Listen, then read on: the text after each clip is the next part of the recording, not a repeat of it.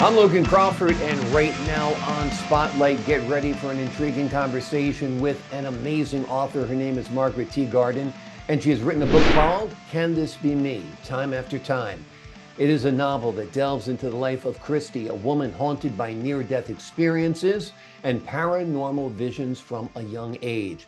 The author crafts a narrative that is both chilling and inspiring, exploring the themes of survival, hope, and the fight against unseen forces that seek to control one's destiny.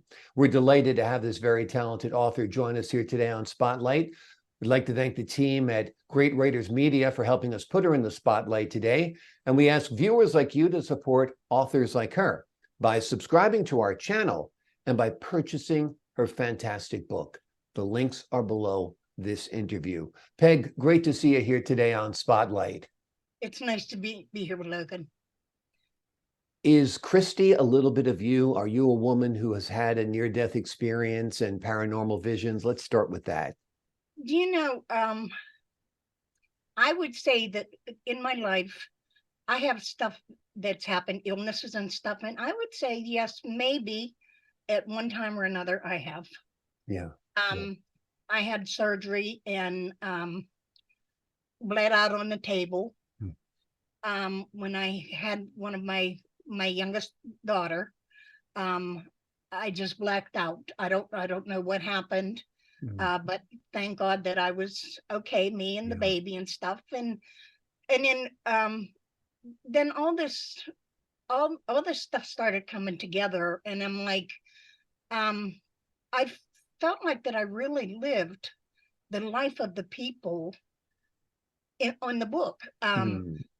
And I always said that I felt like that I should have a past regression hypnotist taken, because I feel like that I'm from a different time or a different place. And people might think I'm crazy, but I always felt like that it was at the wrong place at the wrong time.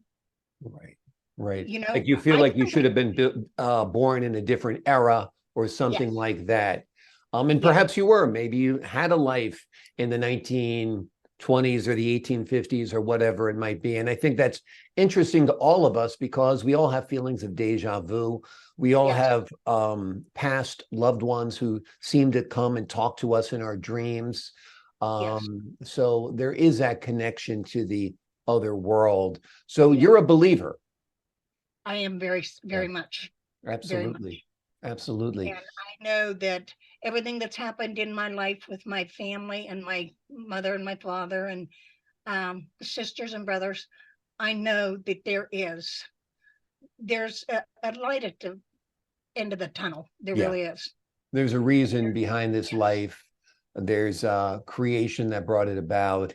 And there is an afterlife, whether you call it heaven, whether you call it reincarnation, whatever it is, there is something more. And that's the theme of your book. Christy is haunted by her visions that she had as a young age. And tell me about the title, Can This Be Me? Time After Time. What does that mean? Well, she was a little girl. And when she went into these trances, she went from like a blackout state, and then she went right into another person, another life. She lived the life. She suffered. She was tormented. She was brutally beaten, and eventually, that body that she went into, she died. But Christy, just at the time, the brink of her death, she came out of the trance and she was okay. The body that she was with passed on. Thank God, Mitzi, or that's my dog, Christy, she followed on through, and then again, it kept getting bad. She wound up being institutionalized because the trauma, and it was horrible for her trying to raise a family and to live under those conditions. And she'd had a hard life. She was from a very poor family in southwestern Pennsylvania, and but everything worked out in the end. Um, my everything. I believe that all things are possible. Absolutely. Absolutely. Let's give the folks an overview of what the book is about. Let's begin. Once upon a time, there was a girl named Christy. Tell me the story briefly. Tell the viewers at home. Okay. Um, there was a girl. The life of Christy was a woman who was tormented by mysterious voices. Those voices, they haunted her, and they kept taunting her to get her to go wherever they wanted her to lead. Mhm. So she was at 4 years old. She was led into at the time they were having a big picnic for the family reunion or whatever, and the voices called her to go to a little creek. Mhm. Well, she found herself face down in the water, and something was holding her under the water. Mhm. She was struggling. And her life was slipping away. And then finally, she was up out of the water and sitting on the bank. And she had no idea what had happened. She knows that she was soaking wet, muddy, and gasping for air. She near drowned. Mhm. But I, her her angels was with her. Her guardian angel was with her and saved her in this instance. Then each time that she went into a trance, it became more and more violent. Mhm. Um, the the voices became more demanding. They wanted to lead her to tragic. They needed to get rid of the voices needed to get rid of Christy. Mhm. The soul that was controlling Christy is the one that wanted to, it's earthbound. It does not want to be earthbound. It wants to be earthbound. It's supposed to go in the spirit world, but it's fighting. It doesn't want to go in the spirit world. It wants to stay on earthbound. And now the soul that is with Christy, it's an old soul, so decides that he's going to keep Christy, and he's going to kill Christy because Christy is going to be the soul now that he wants to take over. But Christy is very endurable, very positive, and she has guardian angels. Yeah. So during the guardian angels, that's by the end of within in God, everything's possible. So Absolutely. that's where, yeah, I truly believe that with all else is possible. That's a big part of the book, themes of survival and hope. And you Mhm. balance that with horror on one side. Tell us a little bit about what it was like weaving these contrasting themes together in the story. Oh, it was amazing. I got once it started, Logan, I couldn't stop. It was like um something was programmed into my head where Mm, it just kept growing and growing and growing and growing, and it was like it became it became a pain, you know. I mean, it was like I was obsessed. I was yeah. really obsessed because once it started with the little girl and how tragic that her life was, then I had to say, okay, well, if this happened to a little girl, what's going to happen when she gets a little older? Right. And then she gets older and older, and then she finds a place where the spirit, her body takes her to a spirit world where she's comfortable there. So now she takes on this other life, and the life that she's in was a young slave girl. Her name was Libby. So she's comfortable being with Libby.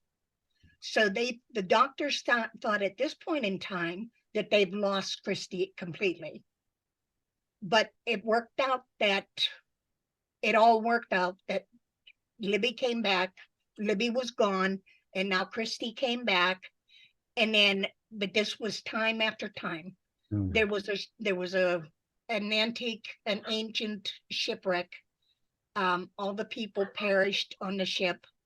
Um, in old world London, an older disabled man was trampled to death, a tragic death. But each person that Christy lived in their life, they all died a tragic death. Mm. She felt everything. She felt all the pain. She felt all the struggles, and it was a horrifying experience for her. Yeah. Now, when you're writing this, you're living in this world. Yeah. You are that character. You are multiple characters. You're entrenched in it and surrounded by it. What was that like? Was that at times distressing?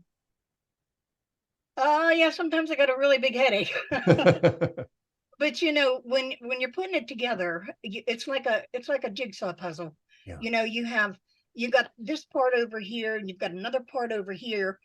Now you've got going down the middle. Now, how am I going to make all these ends come together? Right. And that was the big challenge, trying to get. I knew where I wanted to go, and I know where the ending has to be, but I didn't know how I was going to bring all these pieces together. Yeah. And it was challenging. It was a big challenge. And I will tell you that I'm not a literary scholar in any way. I was a high school dropout due to my home life. My mom and dad were very ill, and I had 10 brothers and sisters, and I was a third from the oldest.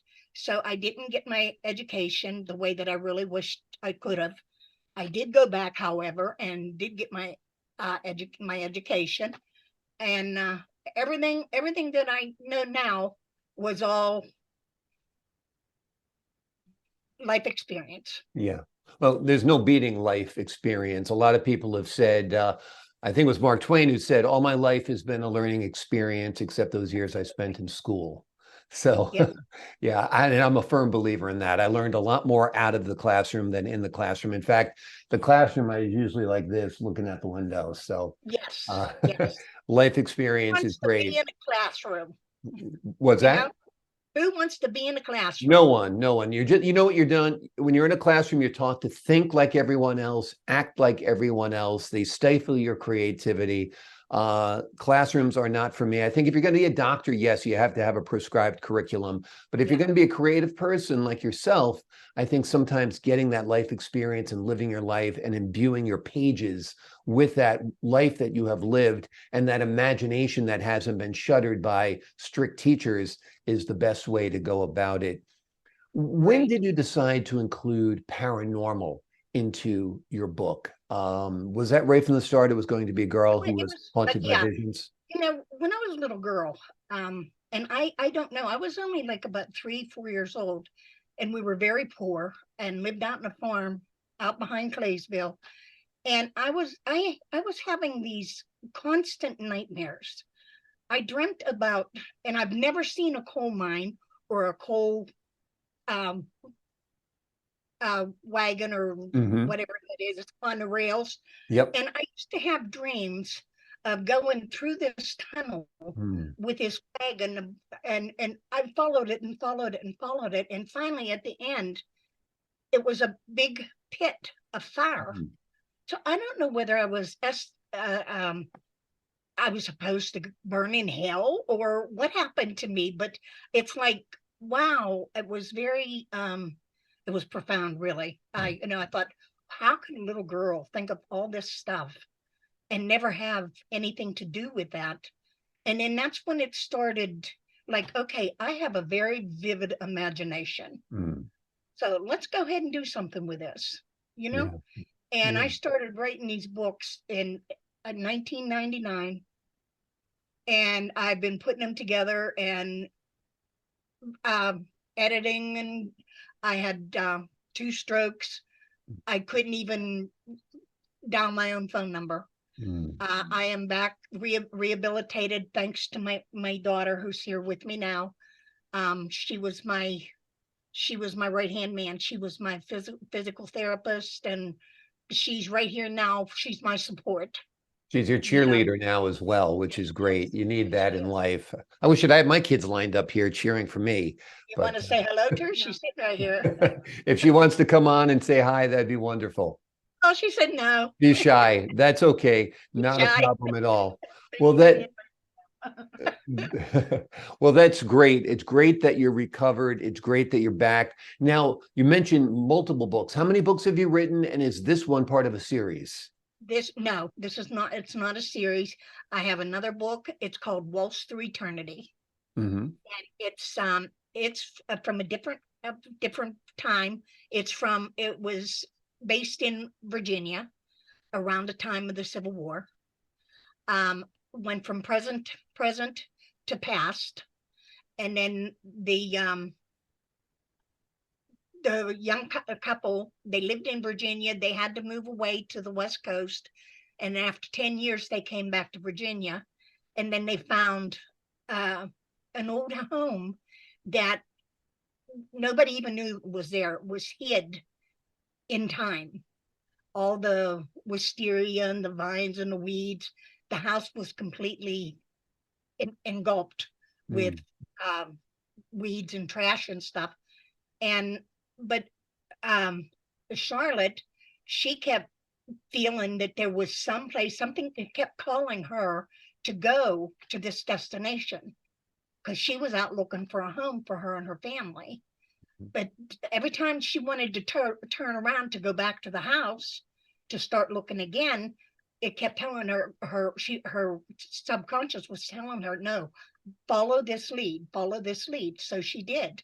And then finally she went and she found an old opening that looked like it might have been at one time an old driveway, but it was so weed up at weed and with rubbish and everything. And Really finally, overgrown, yeah. her and her husband decided to go explore. They did, and they found that there was this unbelievably beautiful mansion Hmm. hid under all of that, and it was preserved in time. Wow. Yeah. And then now comes the paranormal, Mhm. because there was death, tragedy, murder, um, all of it. And so that's where the paranormal and all of it comes in. And Christy and her husband become investigators, and the property had a big tomb and a graveyard out there. And um, so Charlotte became um, obsessed. And the lady's name was Sarah, who used to live in that house, and she took or Charlotte up completely. She took her, and she wanted to control her so that she could find her long lost love. And it's pretty intense too. Yeah, that's an amazing story. You have quite an imagination. Yeah. Yes, you're kind of known for that, I guess, in the family, because that is quite a story. I love the overgrown mansion that once it's cleared of all the rubbish and cleared of all the vines and weeds is a beautiful mansion that hasn't changed during the course of time. That's a great setting, that's for sure. Tell me, have you envisioned Can This Be Me time after time, perhaps as a TV series or a film? Oh my God, yes. I would love for it to be, yes, yes. That It would be would be great. my life. Oh, it would be amazing. Yeah. Yeah, I can't Absolutely. imagine the thrill of like creating a book, spending hours, days, years on it, crafting these characters, coming up with this story, and then seeing it brought to life like only Hollywood can, Yeah. with great acting and great lighting and great music and great scenery and capturing all the places you're familiar with, because this is all set in Western Pennsylvania, West Virginia, and that area, correct? And Steeler country. Don't forget Steeler country. Steeler country for sure. Absolutely, absolutely. So Hollywood, if you're listening, this would be a wonderful book. I could see, at least for older Christy, I could see perhaps Nicole Kidman. She seems to have that haunted character about her lately, Yes. in a lot of her projects. But we'd have to find somebody to play young Christy. But That wouldn't be hard to do, I'm sure. That'd be wonderful. Wonderful. So we'll keep our fingers crossed. Netflix, Hulu, Amazon Prime, Paramount Plus, any of them, if you're listening, this is a great story that is ready to go. Wonderful. Right. What are you working on now? I got a feeling you're always working on something there, Peg. Right now, I'm working on getting my health back. Yeah. I found that I have an autoimmune system Mm. disease, and now I take fusions and stuff once a month, and I've been very ill. So I just kind of like a little. I pretty much do what I have to do here in hand, and just stay busy, Yeah. Yeah. you know, and So pray. for temporarily, you're not writing right now.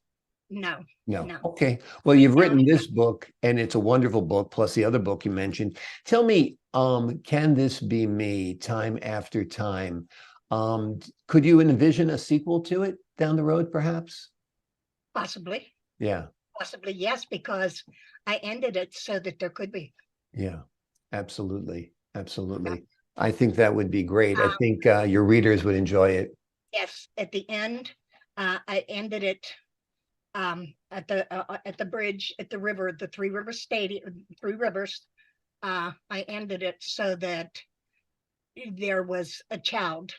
Mhm. Uh, Christy became with child, and she had a baby a year after, and so yes, I've There we already thought go. about that. There we Mhm. go. A progeny, another child, perhaps with similar abilities. That would be very, very interesting. That's great. What do you hope readers take away from it after reading the book? How do you hope to inspire them, influence them, inform them about something? I hope that they know that no matter how tough things are in life, there's always there's always hope. Mhm. Don't ever give up. Like I said, I've been working on these books for over 20 years, and I'm right now talking to you. Um, I'm praying that it goes forward, Mhm. but I can say that I've spent a biggest part of my life of dreaming, and I'm Mhm. trying to make this dream come true. Yeah. And I'm hoping that that inspires someone else too. And I always believe that there is something out there. There is a higher power, Yeah. and we all are being blessed with that higher power. Yeah. And let's just say, in God, everything are possible. Absolutely. Absolutely. Have you always been a person of faith? Is that something you got from your parents? Is it something you picked up on your own? Tell us about your faith journey a little bit. Um, I believe strongly. Um, I am. I've been baptized, and I go to church, and I'm a member of the church, and um, but I do believe it's instilled in me. My grandparents and stuff, they used to go to the tent revival meetings and Hmm. stuff like that, years ago. And I remember as a child that we did that too, and it was so much fun. And they were, hallelujah, and all of the above. Yeah, you And really it feel like was, the presence of God is there when you're at a yes, revival yes, meeting because you have so many people who have such strong faith, yes, strong beliefs. They say wherever two or more are gathered in his name, God is there. But when you have a exactly. tent full of people who are so passionate, you truly feel it. It's very, very palpable. Well, Yes, and you're, it feels it all through your body. You yeah, just, you know, it's like you have the spirit, you have got the Holy Ghost in you. It's amazing. It's yeah. amazing. Wonderful. Yeah. I've seen them from afar as a news reporter. I've never actually attended a tent revival. It's on the bucket list, absolutely. And I think Enjoyable. Just yes. yeah, I think that And Southwest Pennsylvania and West Virginia area is the place to go to get an authentic experience. yes. And we were talking about something on History Channel the other day. Oral Roberts. Right.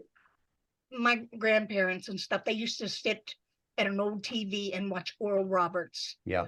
every week or twice a week or something. And we didn't have the luxury of doing a lot of traveling and stuff. Because we were Yeah. we were destitute. That was And the era. I mean, I was pretty yeah, poor yeah. growing up Oh, too. I mean, yeah, it yeah, was a bad time, you know. yeah, I remember um gas coupons, and yeah, you only allowed to have so much sugar, and everything was, it was during the time of depression, yeah. after the war and stuff, and it was not an easy time, No, you not know. an easy time at all. But out of adversity comes great people such as yourself, and comes Thank great you. work. Oh, my pleasure. This book is amazing, folks. It is called Can This Be Me? Time After Time. It is written by Margaret Teegarden. It is a novel that takes a look at the life of a woman named Christy. She is haunted by near-death experiences and paranormal visions, all starting at a very, very young age. And along the way, you will find out there is despair in life, but to counter that, there is palpable hope. And that is a pervasive theme in this book as well. Peg, thank you so much for joining us here today on Spotlight.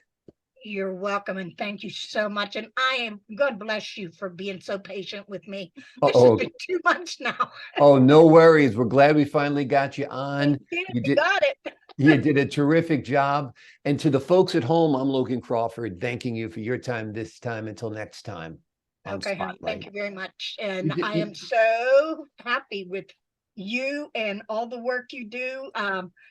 I started finding out who you are, and I said, "Oh, I love this guy. I love this manifest and all of them. I love them all. Blue bloods, all of them."